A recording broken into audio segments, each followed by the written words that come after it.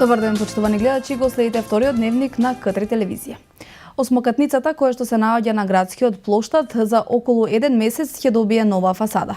Станува збор за договор помеѓу општина Куманово и Хабитат, кој инаку потпишаа меморандум за енергетски ефикасни фасади. Општина Куманово и Хабитат потпишаа меморандум за енергетско ефикасни фасади. Станарите од осмокатница која се наоѓа во централното градско подрачје на градскиот плоштад потпишаа договор за изработка на фасада и промена на прозорци во висина од 40.000 евра. Општината партиципира со 20% поддршка на станарите, а тоа е некаде околу 8.000 евра. Се очекува најдоцна за 30 на дена да се заврши работата. Суштина на проектот е од тоа што ќе имаме заштита на електрична енергија и на било кој енергенс, ќе биде дел од враќањето на средствата кои се доделени од Хабитат на станарите и на тој начин за еден долг период ќе бидат вратени средствата кои се уложени во промена на прозорците и фасадата. Значи, ние заедно со Хабитат имаме намера да промениме 5 фасади во градот. А ја користам оваа прилика и да јавам дека овие денови отпочнува тендерска постапка за реконструкција на занатскиот дом, што е поза нас.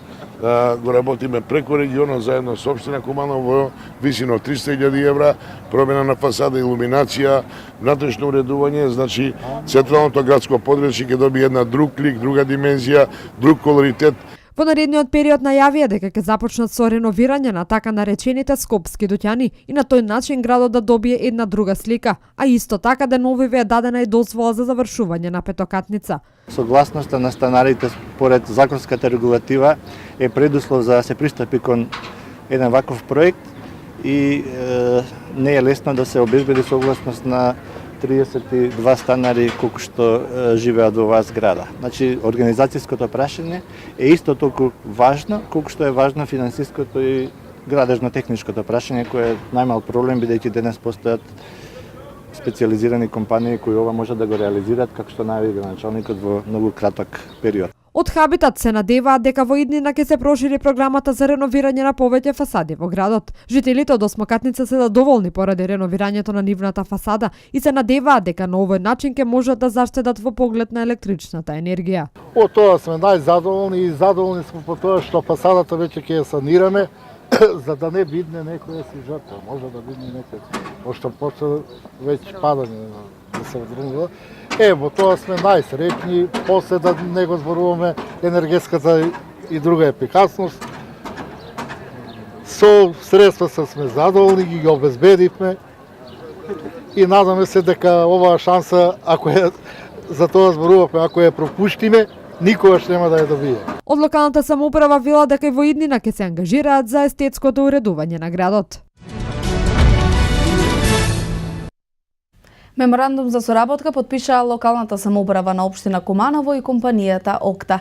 Имено Окта пред известен период донираше возило за територијалната противпожарна единица, кое е во функција и се справува со пожарите од регионот. Локалната самоуправа на општина Куманово и Окта потпишаа меморандум за соработка. Пред неколку месеци Окта на територијалната противпожарна единица од Куманово и донираше едно возило, старо но во добра возна состојба и се користи за справување со пожарите во Куманово. Натамошната соработка се состои во тоа што ќе имаме техничка поддршка, ќе имаме едукација на кадри у билатерала, промена на информациите за безбедностите, противпожарни заштити. Тоа се сегменти во кои ќе имаме соработка помеѓу Окта и град Куманово. Инаку станува збор за возило кое е произведено во 1986 година, кое поради известни години морало да биде повлечено од функцијата во Окта, но поради исправната состојба е донирано за територијалната противпожарна единица. Дамјановски во име на граѓаните на општина Куманово се заблагодари за добрата волја на менаџментот на Окта и за нивната донација.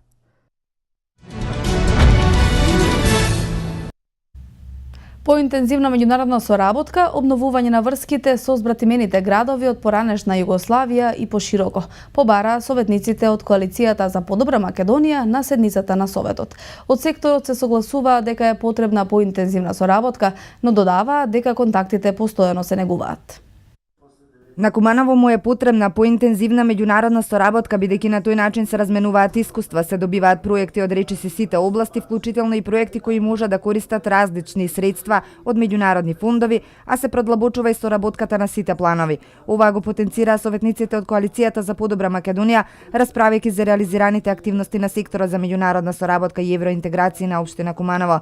Дел од советниците истакнаа дека во официјалните делегации на општината забележливо е отсуство на советници од опозицијата. Советничката група од ВМРО и Коалицијата за подобра Македонија денеска постои неколку прашања на овој сектор, но очигледно дека одговори не добивме како и секогаш, бидејќи претежно прашањата беа насочени кон соработката на општина Куманово со останати градови во нашава држава и надвор од нашава држава, и рековме дека во ниту една делегација што е составена од членови на општина Куманово нема советник присутна, значи личност од опозиционата партија во општина Куманово. Раководителот на секторот за евроинтеграција истакна дека аплицирањето за проекти е интерсекторски, односно при подготовка на апликацијата за одреден проект учествуваат и сектори по финанси, урбанизам, правни односи.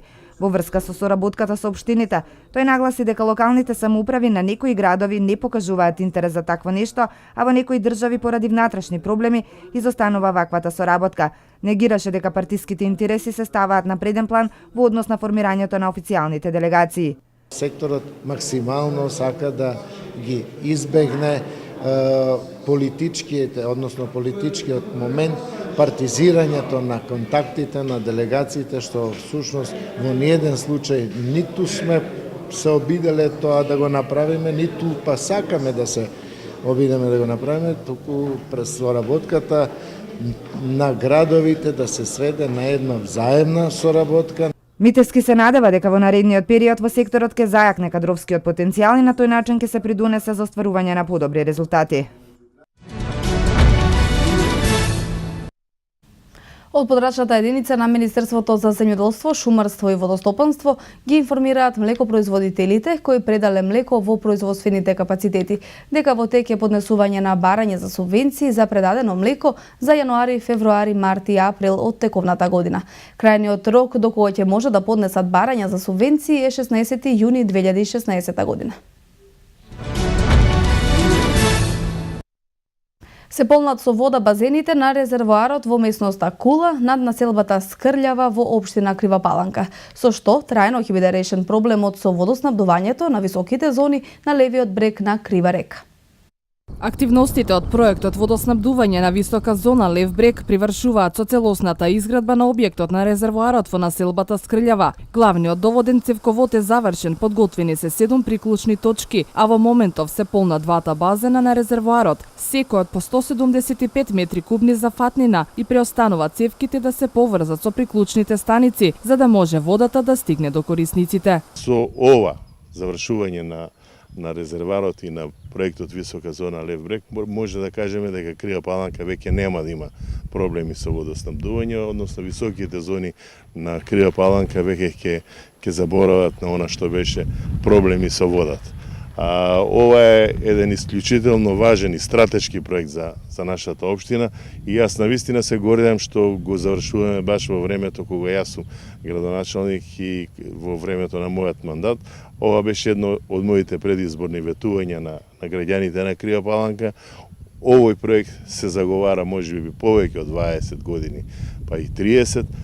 Проблемот на граѓаните од високите зони со водоснабдување беше голем, еве го надминуваме ова. Проектот опфаќа примерна мрежа во должина од 2890 метри, со капацитет од 350 кубни метри и секундарна мрежа со 7 крака во должина од 2480 метри. Изведувач на работите беше јавното претпријатие Комуналец, субјектот кој што ќе стопанисува со водоводот во иднина. Прво сум задоволен као директор на ЕПА Комуналец со тоа што ќе бидат решени, да не речам, скоро сите проблеми со водоснабдувањето во Крива Паланка, поготово високата зона, одека со овој водоводен систем се опфатени буквално целиот лев брег на Крива Паланка, каде што ќе бидат имплементирани во текот на оваа година, значи до септември некаде ќе бидат завршени сите активности околу поврзувањето со градот. Значи ова ќе си функционира нон-стоп, водоснабдувањето ќе биде на високите зони континуирано од овој резервар, а другото задоволство од страната е тоа што ние као ЈП Комуналец сме и као подизведувачи, така да ние направивме еден објект кој што е неприкосновен, бидејќи тој објект ќе остане и во понатомошно одржување на ЈП Комуналец, така да со сите стандарди задоволени се сите стандарди на градба. Проектот водоснабдување на висока зона Лев брег се реализира со финансии од 23 милиони денари преку владата и Министерството за транспорт и врски, а градбата отпочна на 8 октомври 2015 година. Дополнителна придобивка при реализацијата на проектот е пешачката патека во шумскиот предел од трасата на цевководот, која ќе биде хортикултурно уредена, со урбана опрема, фонтани, чешми со вода за пиење и клупи за одмор. Амбасадорот на Република Кина во Македонија беше во работна посета на општина Крива Паланка. Домаќинот, градоначалникот на Крива Паланка, го запозна со работата на локалната самоуправа. Посети конфекција основана со кинеско-турска инвестиција, присуствуваше на пинг-понг турнир, а ги посети и градскиот музеј и манастирот Свети Јоаким Осоговски. Импресиониран од градот, на крајот од посетата рече дека во блиска иднина повторно ќе иницира посета на Крива Паланка. Вен Женшун е првиот амбасадор на Народна република Кина кој остварил посета на општина Крива Паланка. При посетата тој се запозна со работата на локалната самоуправа. Посети конфекција основана со кинеско-турска инвестиција. Присуствуваше на пинг-понг турнир, а ги посети и градскиот музеј и манастирот Свети Јоаким Осоговски. Мислам дека имаше една исцрпна посета и запознавање на нашата општина со сите оние знаменитости, со самата општина, со местоположбата. Сметам дека ќе одиде со убави импресии од нашата општина. Градоначалникот на Крива Паланка Арсенчо Алексовски нагласи дека било разговарано и за понатамошна идна соработка на економски и културен план. Рече ова е прва посета. Секако во иднина ќе се размислува и за развој на соработката. Амбасадорот Джен Шун рече дека се чувствува прекрасно, особено поради тоа што има можност да биде во, како што рече, еден толку убав град на денот кога пред точно 2 години ја отпочнал својата амбасадорска функција во нашата држава. Имавме размена на идеи и корисни мислења за надополнување и надградба на нашата соработка. Ја посетивме Weibo Group, кинеско-турска инвестиција од областа на конфекцијата која вработува 650 луѓе од градот. Потоа, на наше огромно задоволство, го посетивме пинг-понг клубот од градот кој дава голем процент репрезентативци на Македонија, а нас ни беше особено драго дека националниот кинески спорт се практикува и кај вас, и тоа успешно. Беше импресиониран од манастирот и околината, а додаде дека со задоволство слушал за тоа дека Европската банка за обнова и развој го објавила огласот тендер за изградба на пругата Белјаковце Крива Паланка, за која била заинтересирана и некоја кинеска компанија. Нашата амбасада е отворена за соработка на компании од која било област и поврзување на фирми од Крива Паланка и од Кина за остварување партнерства кои ќе придонесат за развој на општината. Од денешната посета заминувам со прекрасни впечатоци кои што ќе ги пренесам на моите соработници и ќе поттикнам што повеќе туристи од Кина во иднина да се запознаат со убавините на вашиот град. На крајот од посетата рече во блиска иднина повторно ќе иницира посета на Крива Паланка. Објавена е меѓународната покана за предквалификација за изградба на железничкиот коридор 8, фаза 2 од Белјаковце до Крива Паланка, што ќе трае до 7 јули годинава. На неа може да учествуваат компании и здруженија од сите земји. Објавена е меѓународната покана за предквалификации за изградба на железничкиот коридор 8, фаза 2 од Белјаковце до Крива Паланка, што ќе трае до 7 јули годинава, на која може да учествуваат компании и здруженија од сите земји. Се работи за изградба на втората делница Белјаковце Крива Паланка од железничкиот коридор 8 кон Бугарија, со вкупна должина на главни колосеци од 34 км и 5,5 км статични колосеци. Се предвидува на оваа делница да има 2 железнички станици во Кратово во Игиновци и 3 стојалишта во Шопско, Рударе, Крилатица и Псача. Фирмата Обермаер од Австрија го изработи главниот проект со кој се предвидени земјени работи од околу 1.260.000 метри кубни колосеци во должина од 39,5 км, 29 моста со должина од 4,6 км, 6 надвозника, 3 подвозника, 15 тунели со вкупна должина од 3,5 км, 130 пропуста, 33 подпорни зидови, 10 перони, пристапни патишта во должина од 10,2 км и друго. Целата делница ќе биде опремена со најсовремени телекомуникацијски и сигнални врски, со што безбедноста во сообраќајот би била на највисоко ниво. Се очекува фирмата која ќе ја добие изградбата на оваа делница да ја заврши работата за 40 месеци. Во Идомени денеска продолжува полициската операција за преместување на бегалци и мигранти од импровизираниот камп во други сместувачки центри.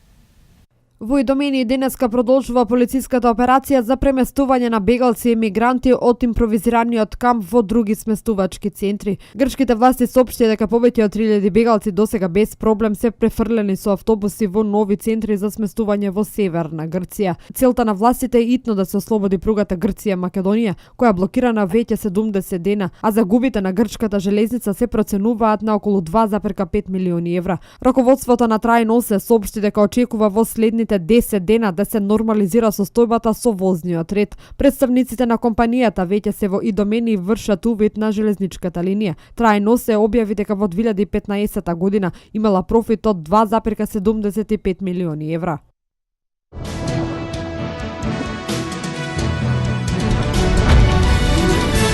Ердоган порача дека или ќе има договор за олеснување на визниот режим или блокада на договорот со Европската Унија.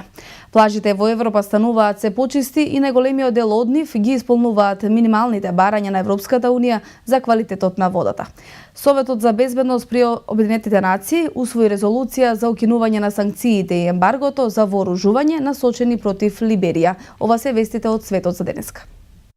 Ердоган порача дека или ќе има договор за олеснување на визниот режим или блокада на договорот со Европска Унија. Турција нема да преземе понатамошни чекори за имплементација на договорот со Европската Унија за реадмисија на бегалците, додека не се постигне напредок за прашањето за либерализација на визниот режим за турските граѓани, изјави претседателот Ердоган.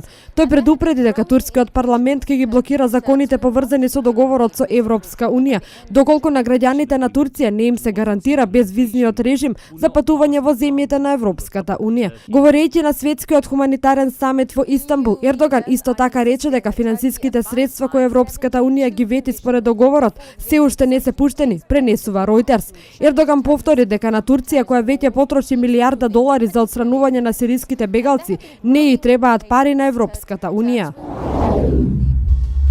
Плажите во Европа стануваат се почисти и најголемиот дел од нив ги исполнуваат минималните барања на Европската Унија за квалитетот на водата, се наведува во извештајот на Европската агенција за животна средина. Во извештајот се посочува дека квалитетот на водата во 96,1% од вкупно околу 21.000 уредени места за капење во Европа во текот на 2015 година бил во согласност со стандардите на Европската Унија, што представува раст од 0,9% поени во споредба со претходната година. Најдобри места за пливање има во Луксембург, Кипар, Малта, Грција, Хрватска, Германија и Австрија, каде условите на над 90% од плажите се оценети како одлични.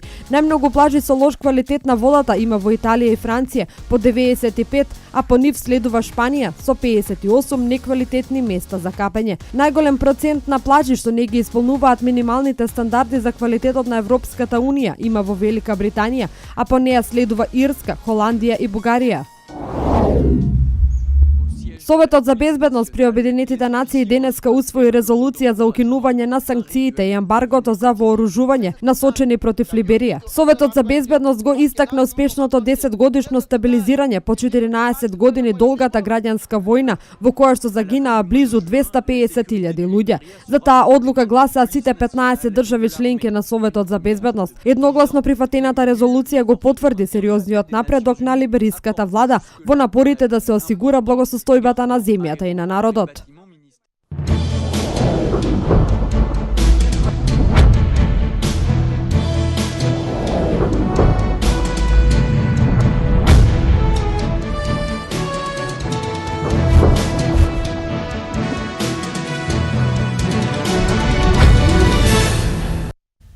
Кошаркарите на МЗТ Скопје се пред освојување на нова титула, пета во низа во домашниот шампионат, откако запишаа победа против Куманово во финалната серија која се игра во 3 добиени надпревари.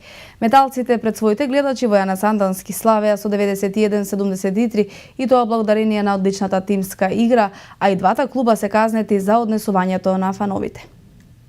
Иако и овој меч, трет од финалната серија, помина доста мирно, пред се надвор од игралиштето, сепак официјалните лица во прв ред делегатот запишаа неколку неправилности кои скапо ќе ги чинат клубовите финалисти. На самиот крај од надпреварот досудени беа технички грешки на Мандич од Куманово и Луковиќ од МЗТ Скопје поради меѓусебно кошкање и обострано навредување со вулгарни зборови. Исто така досудени беа технички грешки на клупите на двата клуба поради влегување на екипите во терен. Два пати биле запалени факели од страна на навивачката група на Куманово, исто така фрлале тврди предмети на терен, пари и запалки во последните секунди од надпреварот. Од овие причини, комесарот за надпреварување им изрече високи парични казни како на МЗТ Скопје како домакин, така и на Куманово во улога на екипа гостин. Поради четврта техничка грешка на Мандич, Куманово е казнет со 16.000 денари, а дополнителни 64.000 денари ќе треба да одвојат кумановци заради онаа на клупата, петта во оваа сезона, за фрлање тврди предмети и палење факели. МЗТ Скопје доби парична казна од по 10.000 денари, уште 16.000 денари управата на МЗТ Скопје ќе плати за третата техничка грешка на клупата, плюс и 2.000 денари за техничката грешка на нервозниот нови надпревар Марко Луковиќ.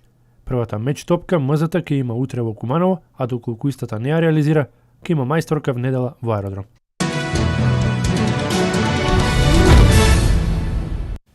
Ракометарките на Куманово во предпоследниот меч од доигрувањето за титулата доживеа пораз од втората екипа на Вардар со 25-20. Силен отпор на ракометарките на Куманово пружија во Скопје против посилниот противник. Во првото полувреме се водеше рамноправна битка во кој двете екипи се менуваа во водство, додека во второто полувреме Вардар пружи далеку подобра игра и заслужено ги освои планираните бодови. Во екипата на Куманово две ракометарки се истакнаа со својата игра, и тоа Александра Боридовска со 8 и Мила Трајковиќ со 6 голови. Овој напревар немаше значење за Куманово, бидејќи утре на домашен терен го играат мечот на сезоната против конкурентот Пелистер за пласман во европските купови. Се очекува утре Куманово официјално да го обезбеди пласманот во Европа, што ќе представува голем успех за оваа млада генерација.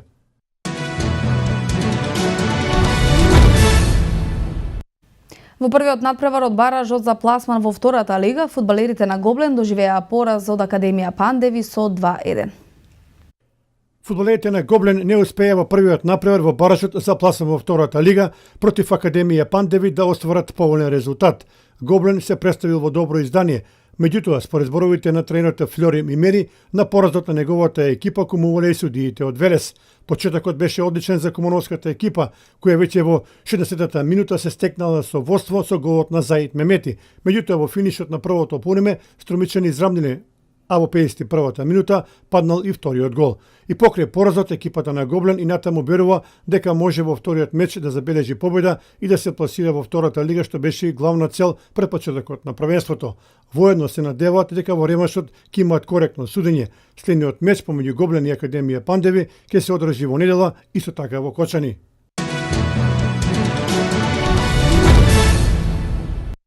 Манчестер Юнайтед и Реал Мадрид се највредните фудбалски клубови во светот. Еве ги преостанатите информации од меѓународен спорт. Според информациите кои ги нуди компанијата, Манчестер Юнайтед и Реал Мадрид вредат повеќе од 2,9 милиарди евра. Истражувањата покажале кој фудбалски клуб во Европа колку вреди, а најпознатите 32 европски клубови вредат заедно повеќе од 26 милиарди евра. Сезоната на европскиот фудбал в сабота ќе го достигне својот врв кога ќе биде одиграно финалето во Лигата на шампионите помеѓу Реал и Атлетико Мадрид, средба која вреди 529 милиони евра. Манчестер Юнайтед уште еднаш покажува каков гигант е. Иако не е дел од Лигата на шампионите и 3 сезони се соочува со големи проблеми. Веднаш за невредните два клуба во Европа е Барселона, која вреди 2,8 милиарди евра, потоа следува Бајерн Минхен со 2,2, Арсенал со 1,7, Манчестер Сити со 1,6, Челси со 1,5, Ливерпул со 1,3, додека останатите поголеми европски екипи вредат нешто помалку од милиарда. Највреден фудбалски клуб во Италија очекува на Јувентус со вредност од 950 милиони евра. Поранешната звезда на Манчестер Юнайтед Кристијано Роналдо не ја крие љубовта кон англискиот фудбалски тим и се надева дека со Жозе Мурињо ќе ги вратат славните денови. Кристијано Роналдо се надева дека Жозе Мурињо ќе ги врати славните денови на Олд Трафорд кои исчезнаа со пензионирањето на Алекс Фергусон. Мислам дека подпишувањето со Мурињо е добро за Юнайтед. Клубот тоа го сакаше и мислам дека е добар потек, смета Кристијано Роналдо. Се надевам дека Манчестер Юнайтед ќе се врати таму каде што беше, бидејќи тоа е еден импресивен клуб, но изминатите години го загуби идентитетот, вели Роналдо, кој покрај големата љубов кон Манчестер Юнайтед ја отврли можноста за негово враќање. По двата пораза Кливленд одигра моќна партија и го победи Торонто со 116-78 и победе со 3-2 во финалната серија на Истокот. Откако во Торонто ги доживеа и првите порази во плейофот, Кливленд го прегази својот противник, победувајќи го со 38 поени. Лав беше неефикасен со 25 поени, Леброн Джеймс и Ирвинг постигнаа по 23 коша. Недобрите во Торонто немаа своја вечер, Дерозан постигна 14, Лаури 14. Шестиот меч на кој што Кливленд може да обезбеди пласман во финалето, се игра во Торонто.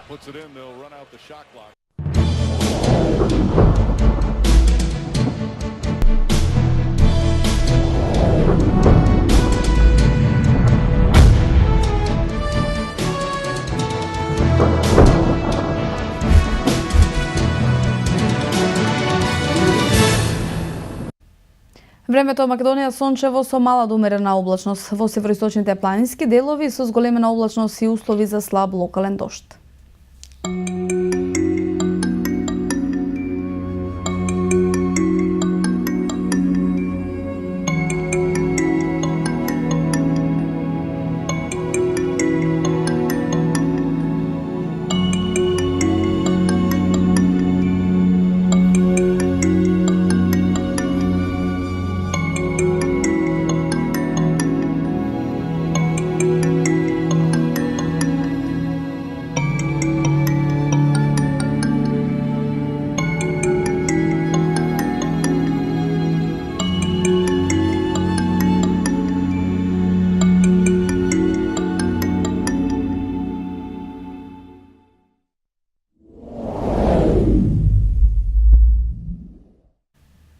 Тоа беше се што подготвивме за вториот дневник, почитувани гледачи. Бидете со нас и во 20 часот. Останете на К3 телевизија и имајте пријатно попладне.